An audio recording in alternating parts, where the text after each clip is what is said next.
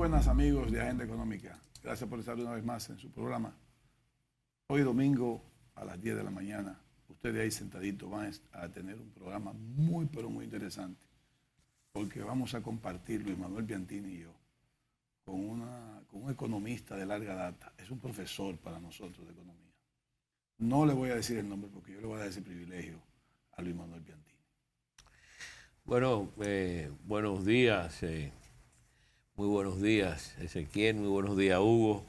Con Hugo aquí con nosotros. Muy buenos días, Hugo Giuliani. Buenos días, pueblo dominicano. Que Dios me lo bendiga y me los cuide. Y con toda esta maldad que anda por el mundo. Tenemos hoy con nosotros a un hombre de Estado. Sí, porque si hay un hombre de Estado, ese es Hugo Giuliani. Sí. Hugo ha sido ministro de Hacienda, ministro de Industria y Comercio, gobernador del Banco Central, miembro de la Junta Monetaria, embajador en Washington, embajador en Londres, embajador en Qatar. ¿A dónde más, Hugo? tú lo has sido prácticamente casi todo, Hugo. Tú eres una Biblia, contigo podemos sentarnos los 365 días del año y celebrar el programa. El profesional es que una hora resulta seguro poca. Y además esa experiencia que trae mucho de cómo han sido el trabajo en los ministerios en este país. Yo tengo la experiencia, para mí, a donde mejor trabajé fue en el Fondo Monetario, una institución con una disciplina, un concepto del trabajo. Y lo comparaba con el Banco Mundial, que es donde estuve también, entre el Banco Central y lo que era el Secretariado Técnico de la Presidencia aquí, dos cosas totalmente diferentes, ¿no? Pero de la peor de todo fue Cancillería. Ahí eran las intrigas, la maldad, ahí te preparaban expedientes, te lo grababan. Eso yo ahora no creo, porque ahora hay un amigo ahí de mucho nivel como canciller, pero los ministerios aquí no son fáciles. Pero bueno, vamos a la parte técnica, ¿no? A la parte técnica. Hugo, tú que estuviste como embajador en Qatar, vamos a comenzar ahí, porque si comenzamos con la parte macroeconómica nos vamos a quedar ahí.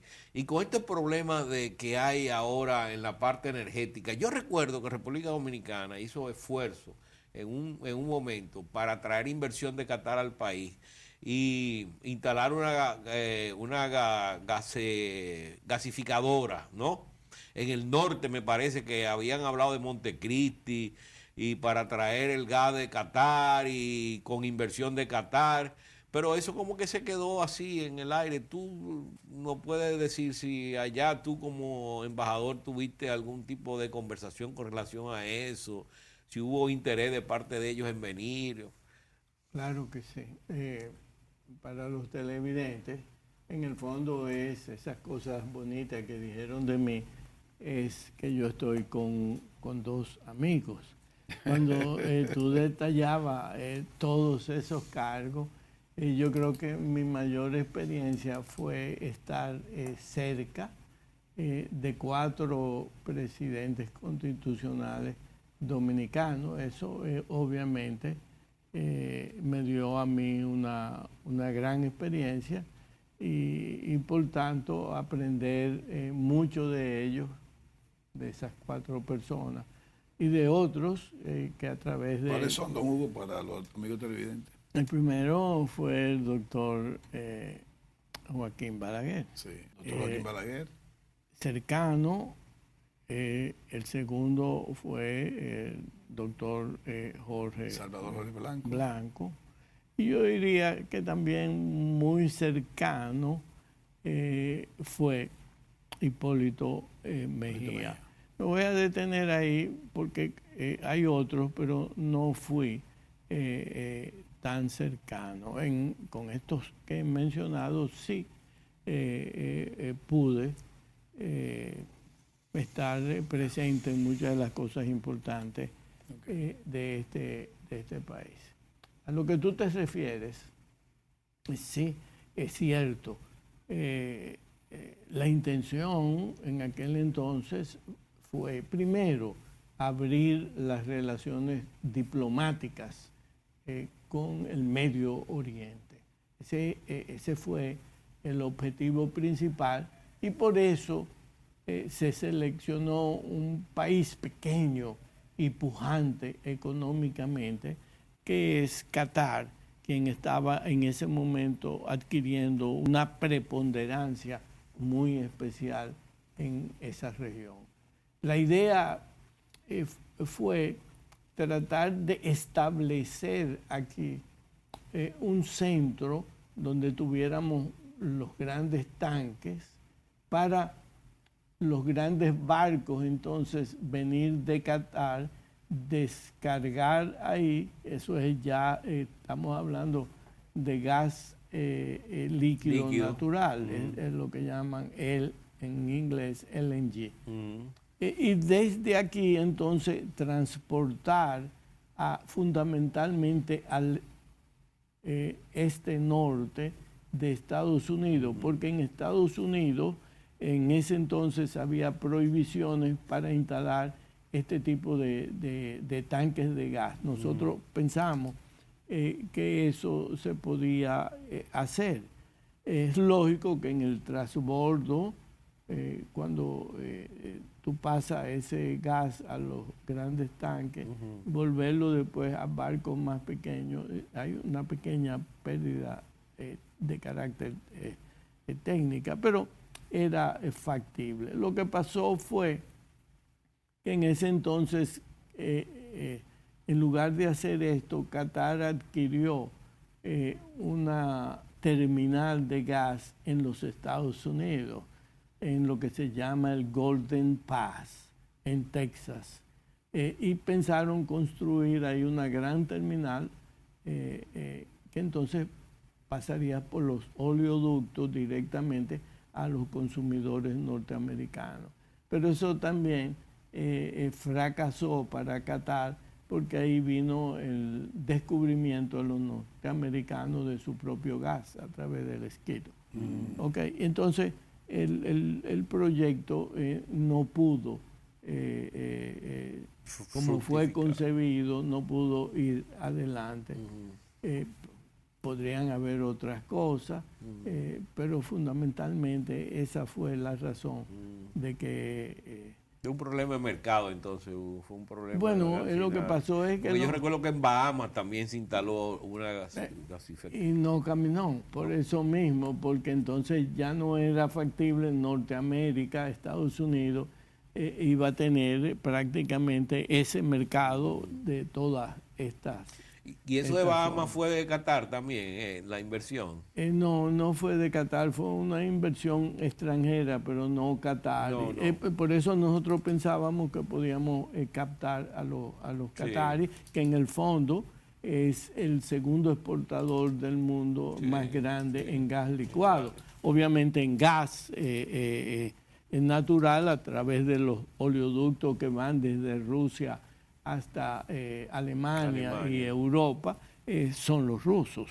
Pero en gas licuado son los qataris. Que ahora, Hugo, con el problema con Rusia, precisamente, ahora los alemanes piensan hacer una gasificadora en el norte importando gas desde Qatar.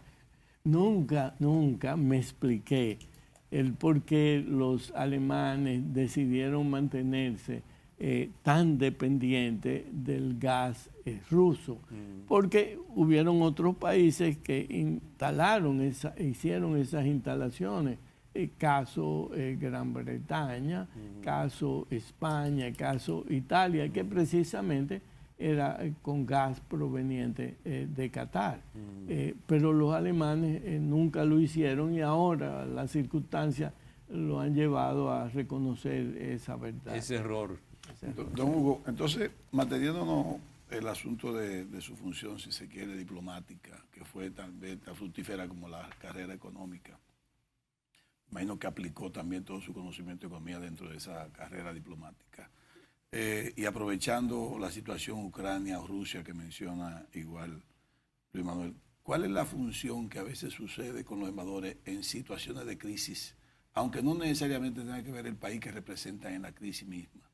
Me explico, o sea, usted como embajador dominicano se vio con alguna envuelto en alguna crisis internacional donde Republicana no está involucrada, pero sí tuvo el representante de la Dominicana aportar o él se inmiscuido en situaciones parecidas? Yo te diría que una de las cosas de lo que un embajador debe tener es tener una agenda muy específica. Yo te pondría un primer caso, que es el caso de Washington. Yo fui ahí con una agenda muy, pero muy específica, que era tratar de que el presidente Bush otorgara a República Dominicana el tener un acuerdo de libre comercio. En ese momento lo veíamos como una posibilidad de que fuese un bilateral entre Estados Unidos y nosotros, o montarnos en el tren con los centroamericanos que ya estaban negociando lo que hoy en día se conoce el RD-CAFTA. Finalmente tuvimos que montarnos en ese tren y se logró, obviamente, al año de yo estar ahí, logré que el presidente Bush firmara el que Estados Unidos haría un tratado de libre comercio con República Dominicana. Hay muchas ocasiones que no necesariamente un embajador tiene que entrar en cosas que son de crisis. Yo te pudiera, no siendo embajador, yo era el jefe de la delegación frente a la Organización Mundial de Comercio cuando se decidió hacer aquella reunión en el Medio Oriente, precisamente en Qatar, que se llamó la Ronda de Doha. En ese momento, después de septiembre 11 del 2001, el mundo libre se vio en una situación tan difícil que los americanos decidieron que habría que dar una señal al mundo de que el comercio y las economías seguirían funcionando. Y que además o desaparecía la Organización Mundial de Comercio o adquiría mayor fuerza. Frente a esa situación se presentaron de que uno de los temas de esa agenda era precisamente eliminar todos los subsidios, todos los incentivos fiscales que le damos a la zona franca. Entonces, mi misión ahí era tratar de defender esa situación. Un problema de crisis, bueno, vino cuando, dado que no me otorgaron las condiciones que yo quería, en ese momento pudimos tener una posición de liderazgo. Yo tuve entonces que paralizar, porque en esa organización todo es por consenso, paralizar a la OMC, lo cual implicaba que podría fracasar todo, tanto la organización como la situación de lo que Estados Unidos quería, de que se diera una señal de que el mundo, después del ataque terrorista, seguiría igual.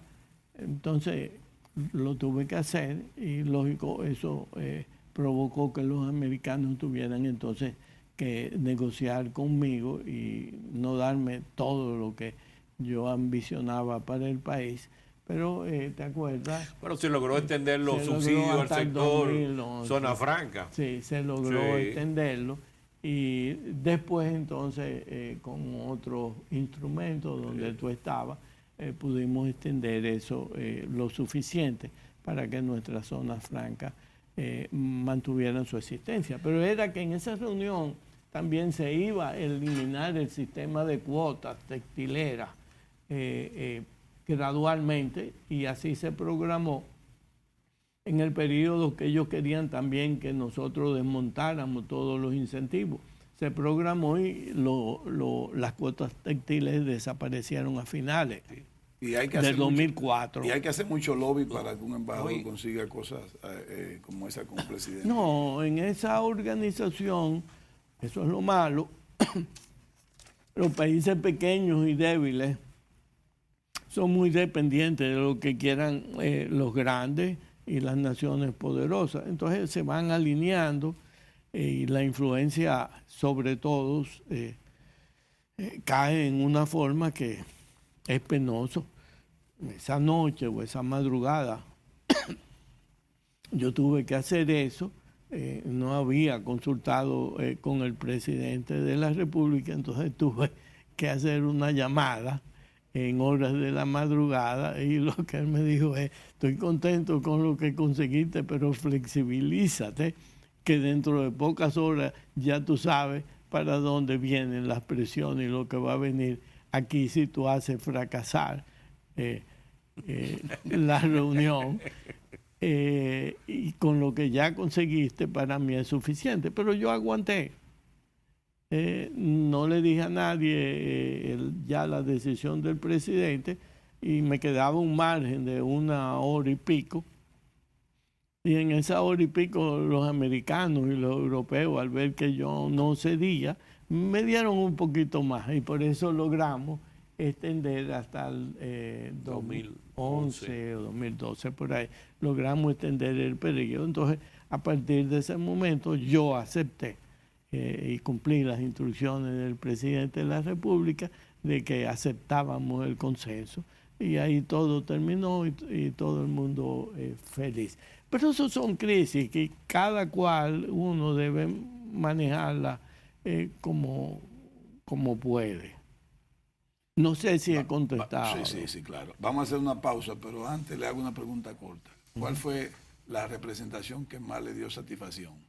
Nada más dígame no me diga qué, sino cuál fue. Estados Unidos. Ok. Debo decirte también, porque Okay. logré el objetivo que era porque yo no negocié tratado de libre comercio, eso es posterior. Yo simplemente, mi objetivo era que el presidente Bush firmara y dijera que él iba a hacer un tratado de libre comercio con Estados Unidos. Y al lograr eso, pues entonces, además de que el país tenía tropas en Irak, República Dominicana, como decía el presidente Bush, era un gran aliado y el trato hacia República Dominicana era como si fuese Francia, Inglaterra. Por lo tanto, yo disfruté ese trato tan exquisito en la diplomacia norteamericana. Permítanos la pausa, don Hugo. No nos corten, amigos.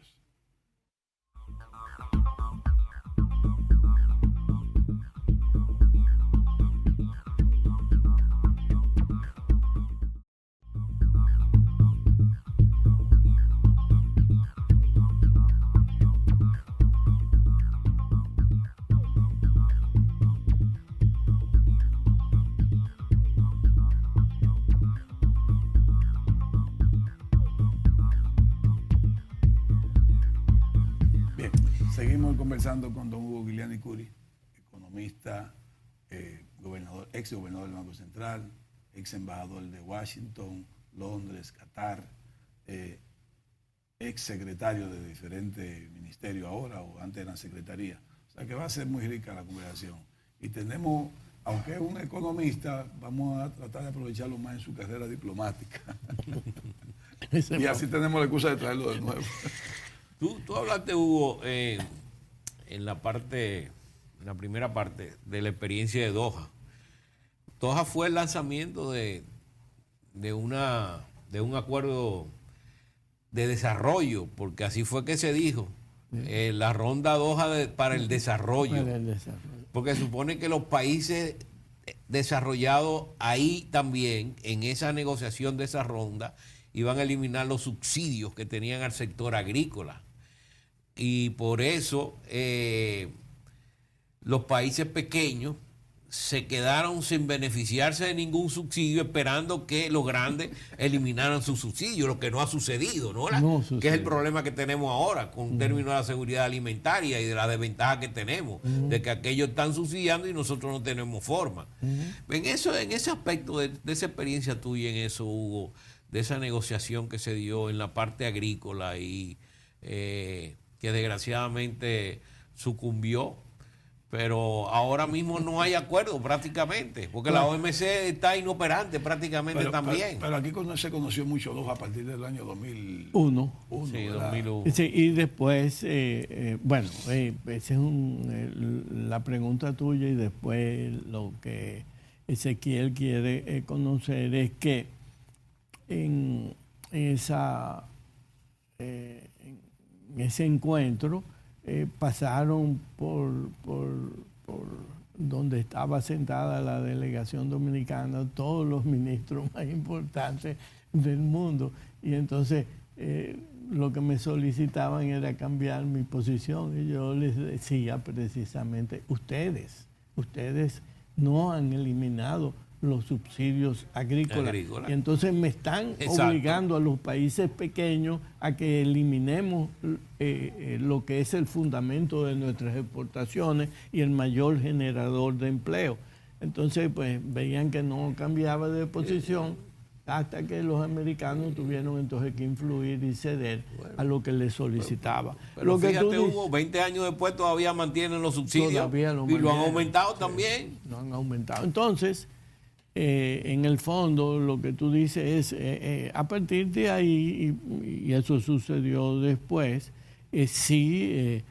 ya el próximo gobierno, que fue el doctor Leonel Fernández, el presidente Fernández, y hay que admitirlo y decir, que siempre estuvo interesado en abrir las relaciones diplomáticas y comerciales con el mundo árabe, no solamente Qatar, sino con el mundo árabe. Yo recuerdo que cuando... Y África, acuérdate también con África. En ese periodo de ese gobierno del presidente Fernández, que fue a partir del 2004, agosto de 2004, cuando él me dijo, te voy a mandar a otro sitio, tú no te vas a quedar en Washington.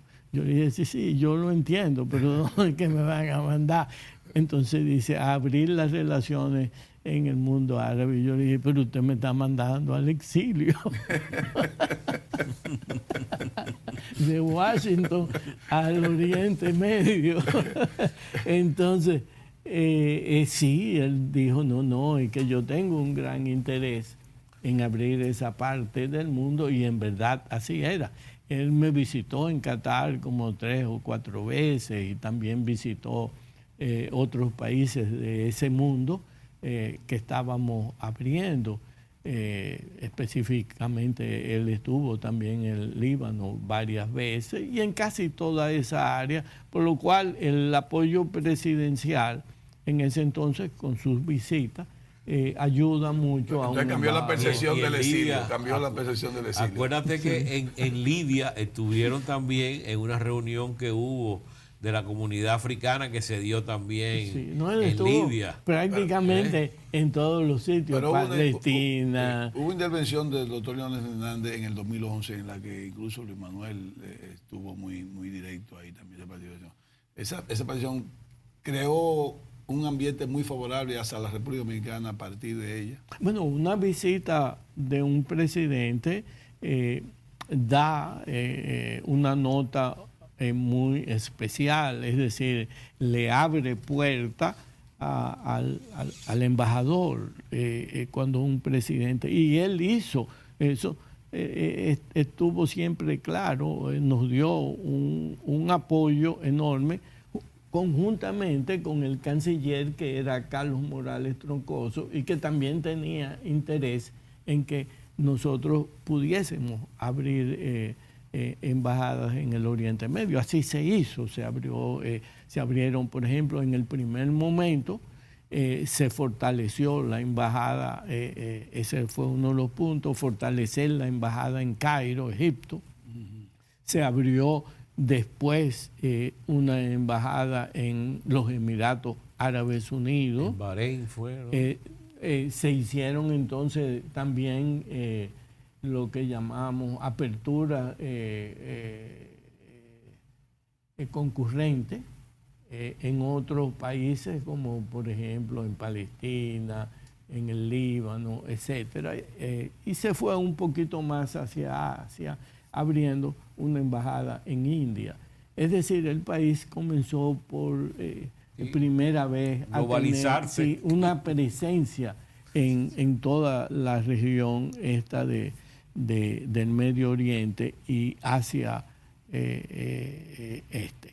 Ya, entonces ya no fue exilio, usted hizo un trabajo también. No, en la primera porción fue para mí una gran experiencia. ¿Y por qué una gran experiencia? Era un mundo nuevo, además de que mis padres o mis abuelos, mejor dicho, mis abuelos, que vinieron a este país en el 1894, por ahí, son provenientes del Líbano. Okay. Entonces, para mí también era algo interesante, algo nuevo, y esa región es la que hoy en día juega un papel importantísimo en el mundo. Sí.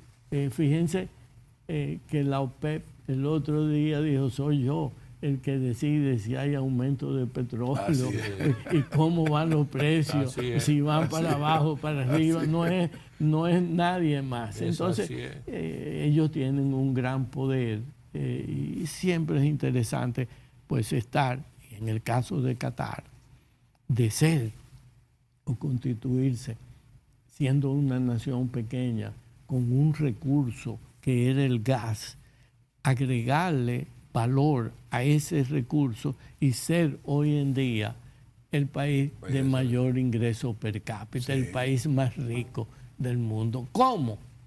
Los cataríes le agregaron valor a ese recurso natural, son eficientes, se constituyeron en el segundo exportador de gas licuado más grande del mundo y han sabido esos recursos, invertirlo en otras cosas y hacer a esa sociedad, bajo también un control de la población, la más rica del mundo. Por ejemplo, nosotros aquí, nosotros tenemos un gran recurso y no guardamos nada de eso, del oro. Nosotros deberíamos guardar parte de los ingresos que tenemos, los ingresos fiscales del oro, guardarlo, ahorrarlo e invertirlo en otras cosas, sea internamente o fuera, o guardar una porción de ese oro en lingote para nuestras reservas. Como tiene Chile con el cobre. Como lo han hecho otros países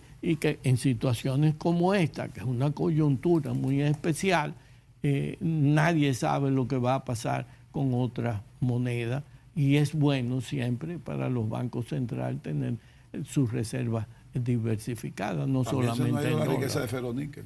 Se nos ha ido para... ¿Sí? Entonces, si no guardamos, si no ahorramos, entonces los países son países como estos que viven el día a día.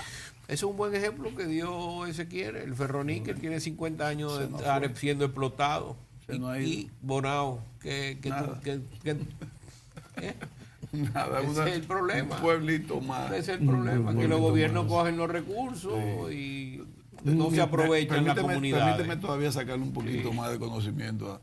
¿Cómo piensan el mundo árabe en materia geopolítica realmente? O sea, porque al fin y al cabo para nosotros, la mayoría de los dominicanos, es un mundo desconocido. O sea, ¿cómo es su ideología? ¿Cómo es? O sea, ¿qué piensan? ¿Qué es eso? Eso es muy complicado. ¿Pero usted tuvo alguna experiencia? Eso es un mundo difícil. Es sumamente difícil por las grandes divisiones que hay. Por ejemplo, están el tema de la religión. Es importantísimo. Hay los chiitas y los suníes.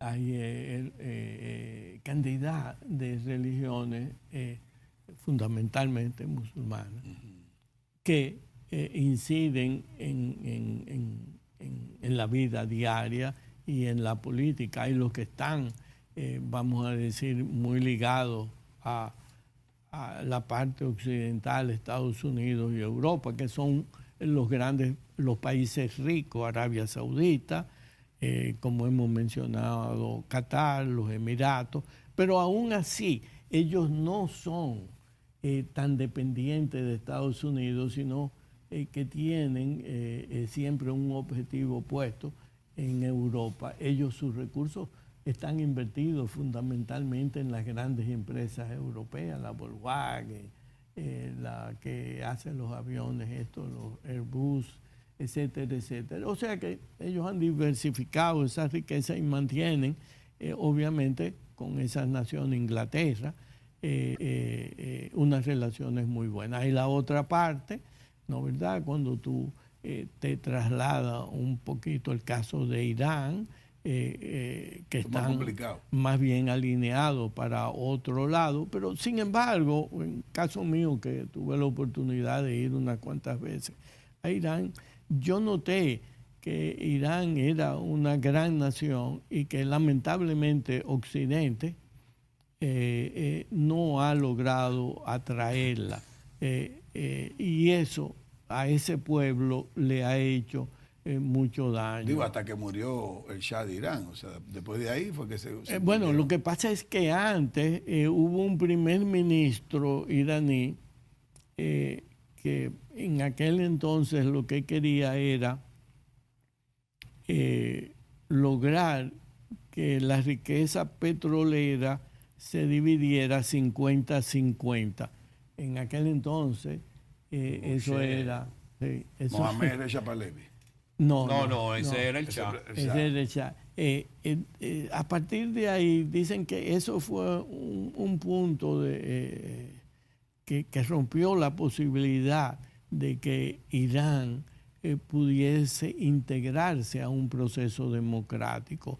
Le dieron un golpe de Estado, los ingleses y los americanos. Ahí vino el Shah, ¿no verdad? Que trató de hacer a un Irán occidentalizado en una forma muy rápida y fue un fracaso. Y de ahí en adelante ha venido lo que al día de hoy tenemos. Pero si tú sigues dándole la vuelta a ese mundo, te encontrarás con el caso de Palestina, con el caso de Israel, el mismo de Irak, etcétera. O sea, es un mundo muy cambiante. Acuérdense de la primavera árabe, que comenzaron en un proceso de democracia. Pero es que también establecer democracia tipo occidental en ese mundo es imposible. Claro. Entonces los americanos quisieron meter ese patrón y vemos la primavera árabe que ha resultado en un desastre. Porque mire dónde está Libia. Ajá. En Libia no hay gobierno, es un desorden. Mire todavía los problemas de Irán, el problema que después vino con Siria, la guerra en Siria. Todavía está. Todavía sigue. Y entonces así es muy difícil en ese mundo querer trasplantar un esquema democrático a países que no pueden tener eso. Sería en otra forma que se puede tratar de que ese mundo esté un poquito más tranquilo. Exacto. Bueno, pasando a la parte económica, Hugo, que es tu punto más fuerte. Este problema ahora, Hugo, que hay, no entremos en la parte del petróleo, de la materia prima, porque todo el mundo sabe lo que está pasando, ¿no? ¿Verdad? Los efectos son los que yo veo importantes, que se ha perdido un poco. Mira lo que está pasando en América Latina ahora. Se están apreciando las monedas y con la apreciación de las monedas, entonces, se está perdiendo la posibilidad de diversificación que tanto hace falta en esas economías. Bueno, ¿cómo te contesto? Yo creo que lo que estamos viviendo en este momento es una coyuntura muy especial.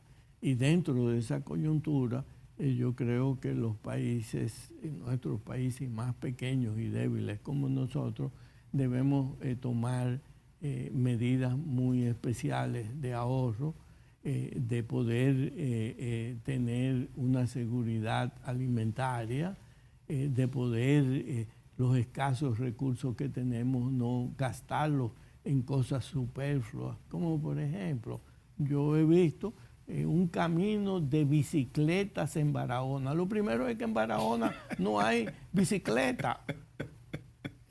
¿Por qué gastar dinero en un camino de bicicletas en Barahona cuando esos 45 millones pudieran servir para muchas 45 otras cosas? millones Sí. para un camino de carretera. De 2 kilómetros, es decir, que cada kilómetro cuesta 22 millones. Es una locura. ¿Y quién es el Entonces, ayuntamiento que está en eso? sí, creo que es el ayuntamiento que está Pero en es eso. una locura. Y el Ministerio de Turismo. Por Dios. Entonces, eso es En una situación de crisis como ahora, 45 millones de pesos para una carretera de 2 kilómetros y que para la bicicleta. Para la bicicleta. Pero por Dios. Entonces, Pues ese es el gobierno municipal, ¿no?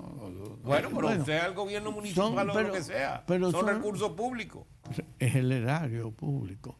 Son cosas que no se comprenden. Estos son momentos de austeridad en que cada centavo debe ser destinado a cosas muy, pero muy prioritarias. Permítanos la segunda pausa. No nos corten, amigos.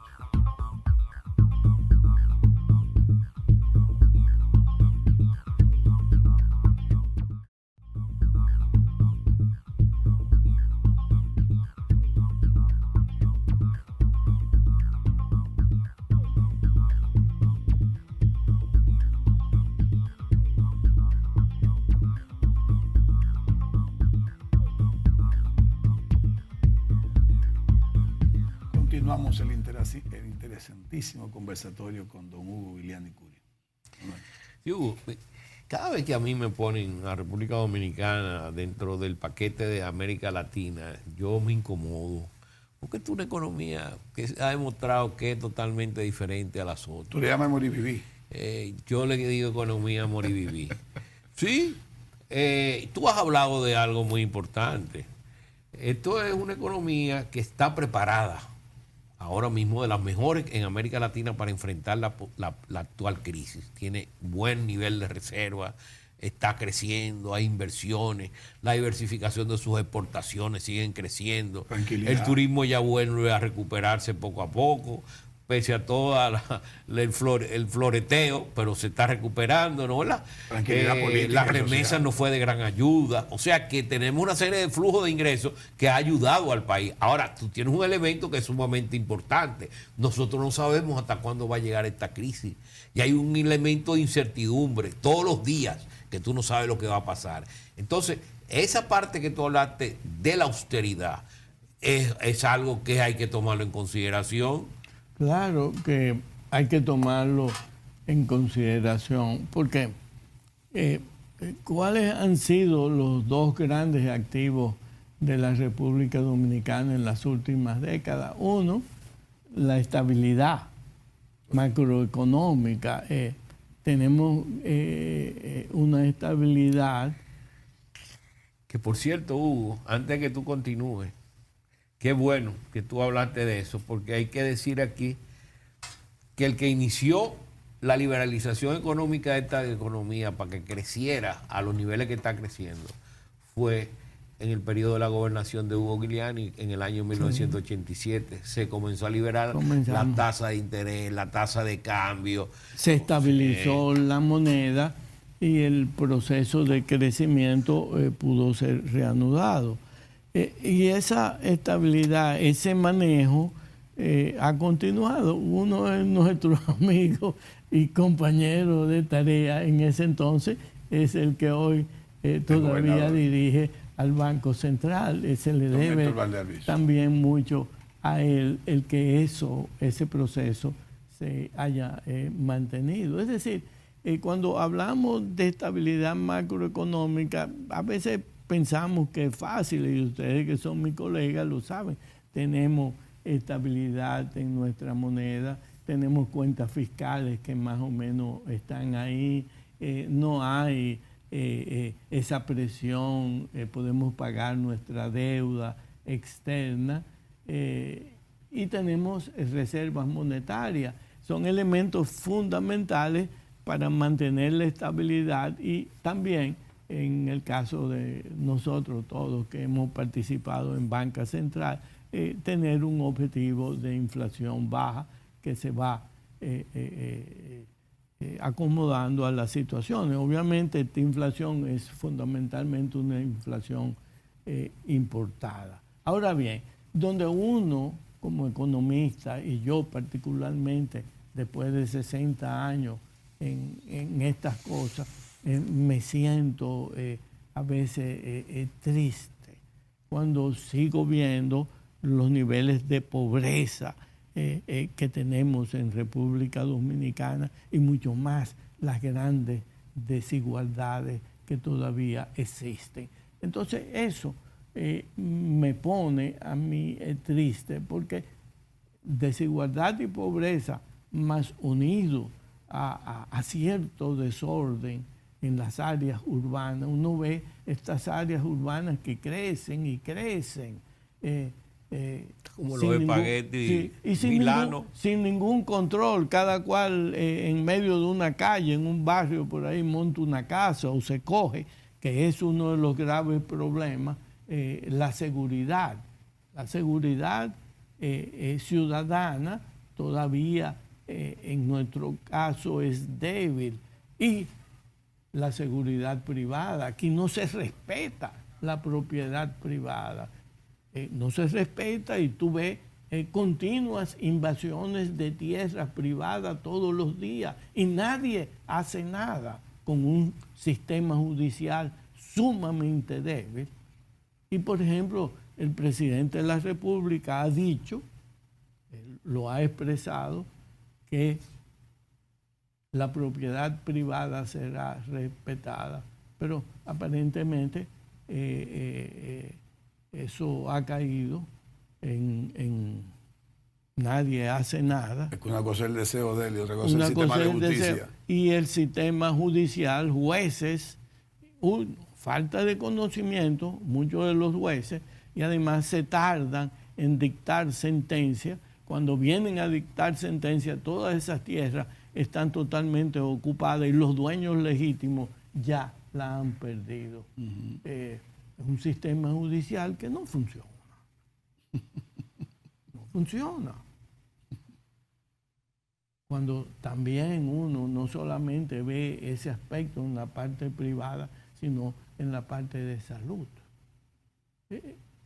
Me da pena a veces cuando un dominicano tiene que pagar 5,000 y 10,000 pesos por una medicina que necesita para poder, del corazón. Cuando tal vez menos posibilidades tiene de comprarla. De comprarla, y no tienen. A mí me han pasado cosas. Un día en una farmacia estoy yo comprando una de esas medicinas y el señor le dice 5,000 pesos de Plavix, yo creo que era una cosa así. Y dice, ay, yo nada más tengo esto. Y yo le dije, por favor, désela que yo la pago. Eso le rompe el alma a uno. Igualmente, este tema que mencionaba de la justicia. Una vez, cuando se formó lo que fue la verdadera reforma, que fue la primera Suprema Corte que se eligió en el 1997, mi padre resultó elegido y era el juez segundo vicepresidente de la Suprema. Esa Suprema que encabezó Subero, el doctor Subero Isa, recorrió el país eligiendo a los que serían los jueces y tratando de buscar los mejores. Un día, en ese entonces mi padre vivía en mi casa, desayunábamos juntos y yo le digo, pero mira, aquí yo veo, y lo dice, que como que el que ustedes eligieron no era el mejor candidato. Parece que como que ustedes, porque el señor parece que era ciego, ustedes no eligieron al mejor. Se puso un poco bravo conmigo. Pasaron meses y resultó que esa persona que eligieron como juez en una provincia de aquí hacia el norte, metió la mano. Y yo le dije, ¿tú ves lo que te dije? Y me dijo, Hugo, no son suizos, hemos tratado de buscar lo mejor. Pero yo creo que ahora hay que volver sobre eso y hay que supervisar la actuación de esos jueces, sus sentencias, si han sido buenas, si han sido malas. Hay que volver porque ya eso hace casi 25 años. Entonces tiene que haber un proceso de renovación en la justicia dominicana. Y ahí es que vienen los problemas actuales con las tierras. Fundamentalmente en los pueblos. Tú ves fiscales, abogados, agrimensores y ladrones de tierra organizados, que son los que hacen las invasiones y hacen que los procesos judiciales tarden años y años en resolverse. Entonces, alguien que tiene su título de tierra tiene que estar años debatiendo con alguien que no tiene ninguna calidad. En materia legal se dice calidad. Es decir, ¿qué calidad tiene usted para estar discutiendo conmigo aquí si usted ni título tiene? Entonces, han hecho una serie de trampas y cosas que dificultan la situación. Pero nosotros creemos que es una cosa de orden interna y no. En una ocasión, estando en Qatar, yo logro que me reciba el primer ministro y en aquel entonces el presidente del fondo de inversiones más grande de ese mundo de Oriente. Cuando le estoy presentando y vendiéndole al país y llego al área esa de Barahona, Pedernales, y el consultor inglés me dice, embajador, un momento, voy a interrumpir su conferencia, y proyecta una imagen de una cantidad de gente corriendo, invadiendo una finca. En Barahona. En Barahona, sí. Y entonces esa finca... Allá en Qatar. Sí, esa finca la conocía yo desde niño porque era la finca de un amigo de mi padre, el hermano de don Polibio Díaz. Y me quedé así. Y le dije, lo siento, excúseme. El primer ministro me dijo, embajador, ¿cómo usted quiere que nosotros metamos 3.000 millones de dólares en Pedernales en un país que no respeta la propiedad privada? Dios mío. Yo le dije, usted tiene razón, excúseme, gracias por su tiempo, cerré mi computadora y adiós. ¿Y cómo esa gente consiguieron esa firma? Este es un mundo interconectado. Sí, y totalmente. Ya viene el embajador. El programa terminó, pero yo le voy a robar un minuto a la producción y le voy a hacer una pregunta, le voy a pedir disculpas si la pregunta no es tan adecuada en este momento. Usted habló de distribución de riqueza o de desigualdad. ¿Ha habido un problema con la distribución de riqueza en la intención o de mala administración o que los recursos han sido siempre muy pocos para que haya menos desigualdad? No, hay otro elemento también, Hugo. En ese punto de la distribución, aquí no hay mercado. Sí, pero yo creo que no hay mercado y el mercado es el que designa. Sí. Que no deje ese programa así como está. Yo no puedo en el tiempo ya que nos queda abundar en eso, pero le voy a decir una cosa muy clara. Las malas políticas, las malas políticas internas que hemos llevado durante todos estos años es lo que no ha logrado una mayor igualdad. Me alegra que no haya tiempo porque usted tiene que volver entonces para contestarla con más detalle. Gracias por su comparecencia en el programa, don Hugo. Gracias. Y gracias a usted por permanecer con nosotros. Que Dios lo bendiga. Hasta la próxima entrega.